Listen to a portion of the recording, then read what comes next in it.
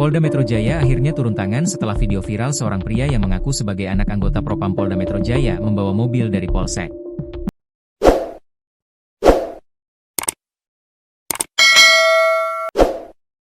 Dalam video disebut mobil yang dibawa tersebut barang bukti.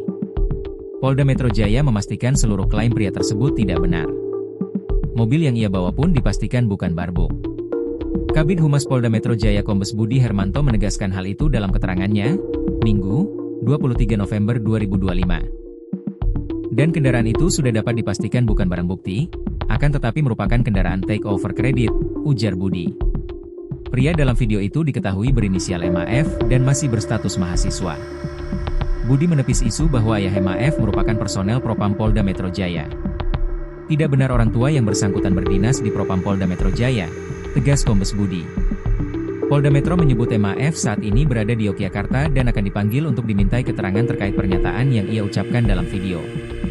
Tentunya akan diminta keterangan dengan statement yang bersangkutan itu, maksudnya apa, ujarnya. Hindari debt collector. Sementara itu, klarifikasi tambahan disampaikan Kasih Humas Polres Metro Depok AKP Made Budi. Ia menyatakan bahwa alasan MAF membuat pengakuan palsu adalah untuk menghindari debt collector. Ayah MAF rupanya adalah anggota Polri yang bertugas di bagian SPKT Polsek Tajur Halang, berpangkat Aibtu dan berinisial R. Anggota tersebut sudah diminta keterangan.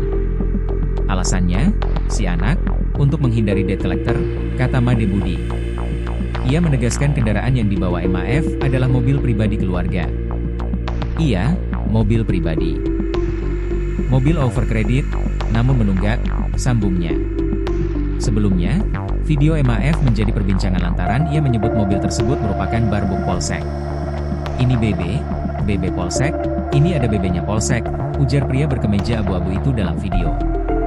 Saat ditanya soal dokumen, ia menjawab, ada surat BB-nya, surat pinjam BB-nya, dipinjam oleh bapak saya Propam di Polda Metro.